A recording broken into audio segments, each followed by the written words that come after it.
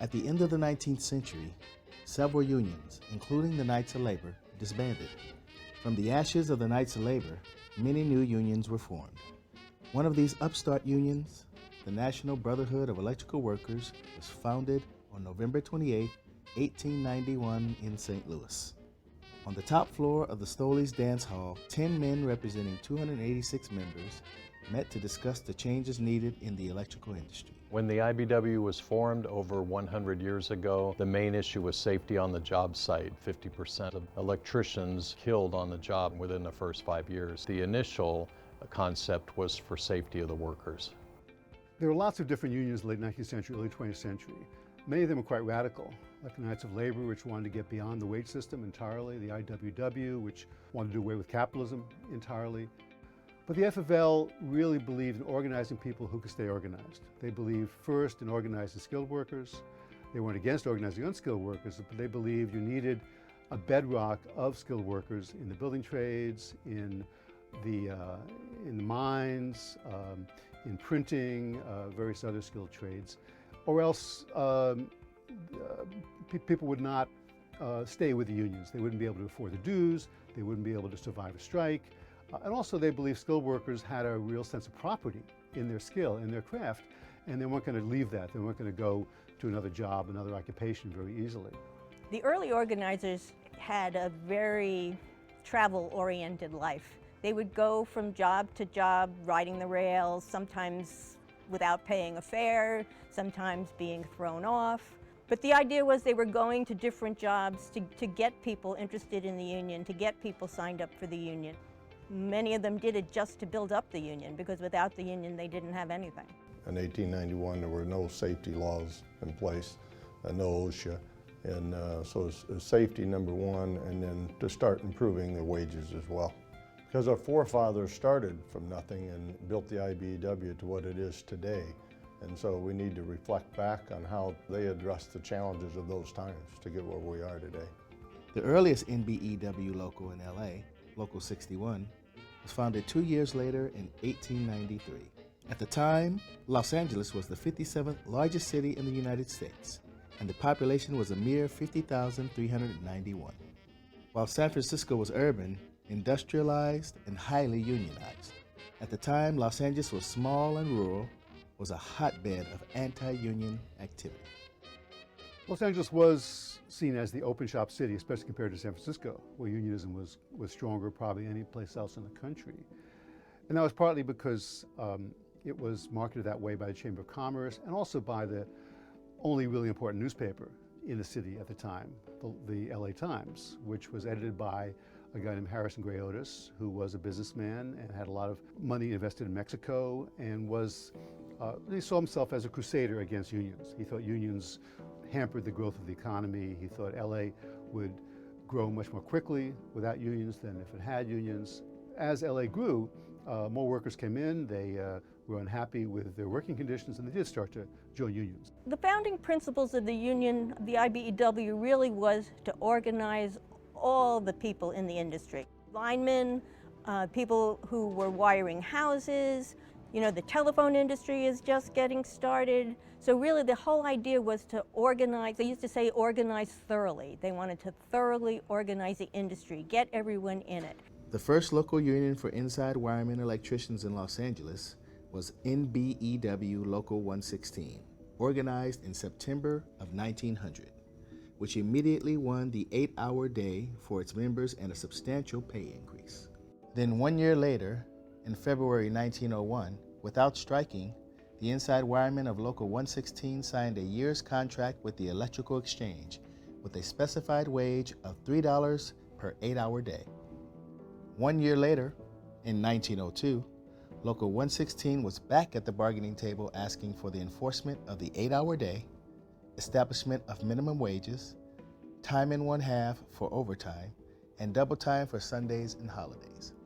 The demands were not met, and there was a strike of all electricians in the city on July 17, 1902. The strike was defeated in a week by the employers, but was a significant step toward winning working conditions that are still in the Inside Wiremen's Agreement 114 years later. One of the largest employers of the time was the Pacific Electric Railway. The railway also took a very extreme view toward its workers forming unions. In 1902, when faced with an organizing drive, the owner, Henry Huntington, fired all of the employees that joined the fledgling union. Then he had an LAPD officer posted on each streetcar to keep organizers from approaching them. In the fall of 1910, the Los Angeles Times building was bombed, killing 21 people. This was blamed at first on the unions by Harrison Gray Otis. And unions denied having any part of it. They said it was a gas explosion, it was an accident.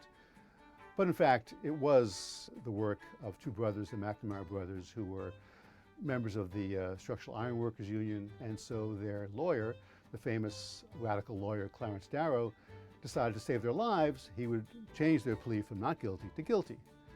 And because, in fact, they were guilty, and he knew that. And he, of course, had the okay of the McNamara brothers to do this. Well, this was a terrible shock, certainly, to unionists in California, and the unions in LA didn't really recover until the 1930s. Early strikes in Los Angeles were broken with regularity by any combination of employer tactics, including firing, blackballing workers, beatings, intimidation, and even boycotting businesses that recognized unions. What would be one of the largest oil strikes in the world happened in Signal Hill, California, in the Long Beach field. On June 23rd at 9:30 p.m., the Alamitos No. 1 erupted with so great a gas pressure that oil gushed 114 feet into the air. By 2015, the Long Beach field produced over 945 million barrels of oil. All of that oil required infrastructure, a deep water port, refineries, oil fields, trucks, houses for the workers, and schools for their children. Just 30 miles to the north, another industry more closely associated with LA was launched. The movie industry was centered in Hollywood, which was a well-established and highly profitable industry by 1941. With endless sunshine and wartime jobs, people from every corner of the world came to Los Angeles to make their way. IBEW Local 40 had several thousand workers who operated the lights on movie sets at the time. The main periods of growth of the IBEW, I would say, began first with the period leading up to and throughout the First World War. Not only was there a great demand for their skill, but the government was willing to entertain the idea that people had a right to organize. It wasn't a legal right, but the government sort of said, okay. So that helped a lot. But then you find after the war, oh, that power is gone. The Wagner Act passed in the midst of the Depression, helping millions of workers join unions. Although workers had been already organizing in unions for more than 100 years, the Wagner Act now made it clear that workers could legally join together and form unions. The next period of growth are the years leading up to the Second World War, when you've got an incredible demand for all kinds of electrical work, especially in shipyards. A growing category because there'd been practically no work at all in the 1920s, and so it really takes off again. You've got electrical workers needed to build up military camps. You've got electrical workers during the war who are working on projects like the Manhattan Project. So they're doing all sorts of incredible work, and there's lots of work for everybody. Now they've got the Wagner Act, so organizing is legal. You've got the War Labor Board. You've got all sorts of agencies that are trying to make things work. By the time IBEW Local 11 was founded in 1942, there had been 27 different locals in Los Angeles County. Many of these locals were chartered and went defunct within a few years. It became clear that there needed to be one union for electrical construction in Los Angeles County. Local B11 was a merger of 6 local unions with a combined membership of 2,136. The International Brotherhood of Electrical Workers chartered Local B11 on January 1st, 1942. The main reason for the consolidation of all those local unions was for power as far as negotiation, because larger contractors were coming, and there had to be a standard wage rate for everyone in Los Angeles County, so the employer knew what they would pay, the wages and benefits. At the time of the merger, the City of Angels was bursting at the seams. Now with a population of 1.5 million, LA was now the 5th biggest city in the United States. In World War II, because the government wanted to make sure people wouldn't go on strike during the war, hampering the war effort, also encouraged workers to join unions under a thing called the Maintenance of Membership Act, where if you worked in a wartime industry, and most of America was working in wartime industries, then it was assumed you'd be a union member if the union was already organized in that particular factory, in that particular workplace, unless you opted out of it. And most workers didn't want to opt out of it because the union was doing pretty well by then.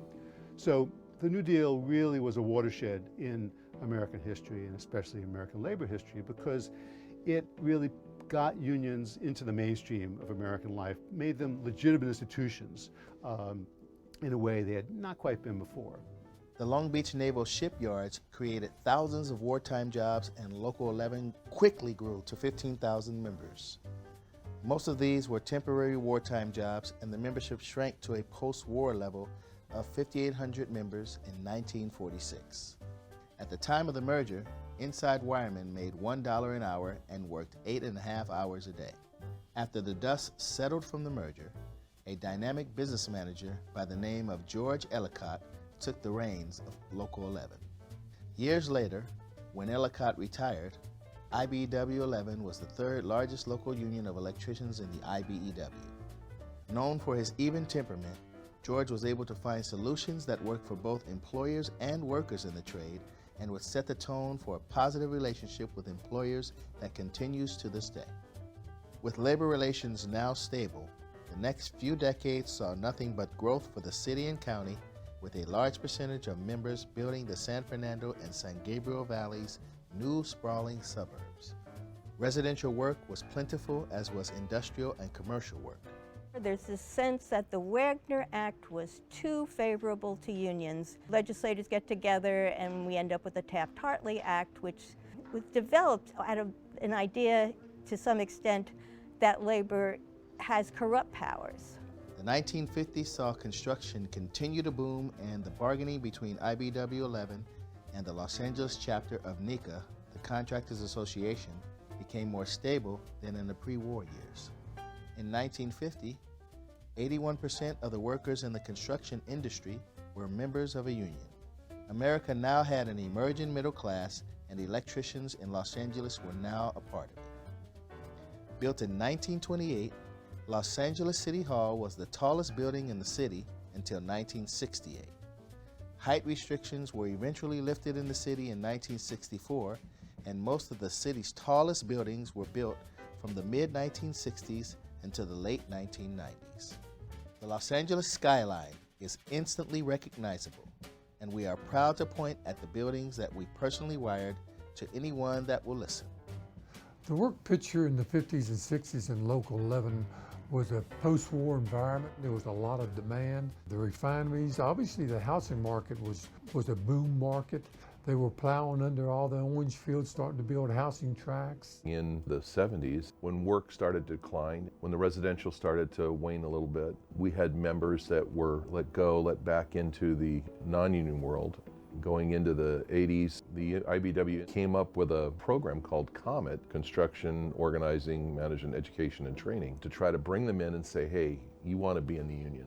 Take, for example, the electric vehicle charging stations. We're trying to adopt a set of guidelines in the state so that only employers that have trained and skilled employees to do this type of work will be awarded those contracts. We're trying to get the work for our contractors, our employers, so they will in turn hire us. Training is a very important part of the organizational culture of IBEW. The ETI is nationally renowned for its development of solar, advanced lighting controls, intelligent transportation systems, and total building integration technologies. We're considered skilled labor. You need to continue to take upgrade classes for all the different technologies, solar and battery storage, wind turbines, office management. We always have to keep updated and educated because it's an ever-evolving field. Today, more than 3,400 journeymen take continuing education classes annually, and the apprenticeship programs have 1,300 students enrolled. That makes IBEW 11, Los Angeles NECA chapter, the largest electrical apprenticeship program in the United States. This commitment to the cutting-edge technology is shown in the new Net Zero Energy Plus project at the ETI. When finished, all of the energy used by the building will be produced on-site and will store enough energy to operate without power from the grid if there's a blackout. It has hosted former Secretary of State Hillary Clinton and 2 AFL-CIO presidents. In addition, governors, mayors, county supervisors, members of Congress, state office holders, and school board members can be seen regularly in activities at the facility. Building trades unions have often been ignored in the history books. The unions of the building trades represent 3 million workers today. Our local was committed to recruiting veterans. It was the locals' way of giving back to the men and women who serve this nation. Union jobs provide a path to the middle class, and more importantly, our contractors find these men and women very reliable, responsible, dependable, and of course, accountable. You learn to get up early in the morning. They teach you discipline, working together as a team, sticking up for each other, watching each other's back.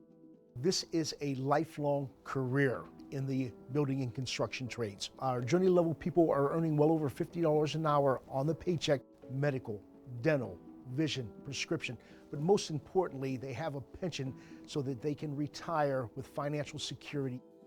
Those that have sacrificed for our country, we would like to be there when they return. In the 1960s and 70s, some of the anti-labor feeling comes from people who were not let into unions. Many African Americans and minorities had a real sense that unions weren't for them, and so they resented it. Here in IBEW Local Union 11, we embrace diversity in the workplace. We are reaching out to the communities. We want to employ people from the community, disadvantaged workers. We live in a diverse community, and we want the IBEW to reflect that. The most powerful movement for inclusion in the IBEW has been the Electrical Workers Minority Caucus. Formed in 1974 to push for more diversity in the rank and file and in the leadership, the EWMC has been a guiding force in IBEW 11. Women have been underrepresented in construction. Local 11 has been instrumental in leading the drive for more women entering the trade. Electricians have such a component of education requirements to do the work they have to do. Being more educated does make you more broad-minded and agreeable to changes.